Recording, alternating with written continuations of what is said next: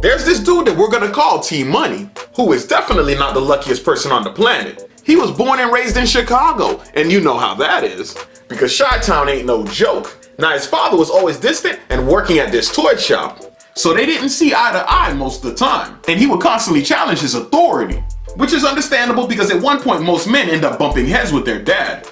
But his father had a strange evil streak, which added to his bad luck. Now his mother was mentally going crazy for real, and would go all paranoid schizo on him.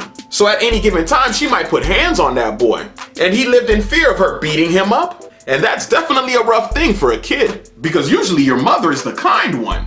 So T-Money's life was upside down. His relationship with his parents were so bad that when they split up, he would try to hook up with his father's girlfriends for revenge. And that right there is some bravery, because my Haitian dad would choke me out, and I wouldn't be here to tell you this story.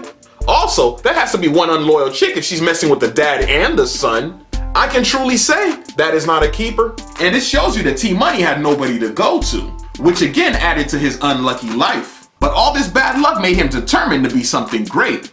So he finished high school and went off to college.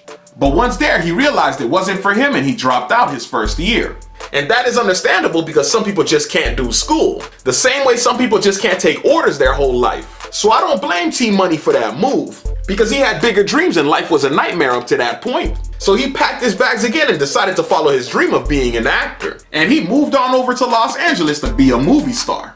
And if you've ever seen the apartment prices out there, you knew he was struggling.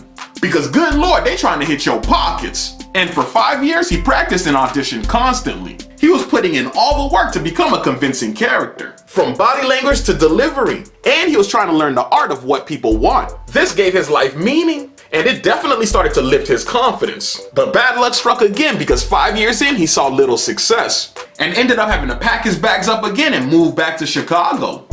And let me tell you this, nothing is worse than having to return back home with nothing to show. Now once he finally returned, he started working at the toy shop that his father used to work at.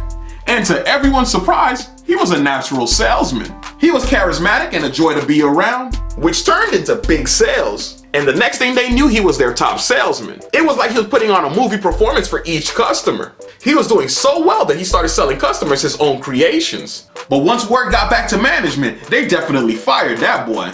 Because let's be real, you can't be the competition and still be working there. But the firing did hit that boy T-Money kinda hard. And he decided to take a short break from work and went to Italy. But that short break ended up being 3 years. But when he came back home, he decided to roll the dice on everything. He bet the house up and put in all his savings to start a company. And since all he knew was toys, he started selling stuffed animals. But instead of selling it to all the big businesses, he went to the local stores and all the small businesses. But he only produced a limited amount of certain characters. So it became rare for someone to have all of them from his collection. And people started trading and selling them for way more than he priced them for. And the next thing he knew, he was sitting on $700 million in profit. And today, he's worth $2 billion. Thanks to his most popular creation, the Beanie Babies. So everything you see as bad luck is actually a stepping stone. And at the very top is the lucky life that you deserve. And if you're new to this channel, make sure you hit the subscribe button and the bell notification so you never miss a video. And when you're done doing that, click on one of my videos that just popped up, and I'll see you on the next one.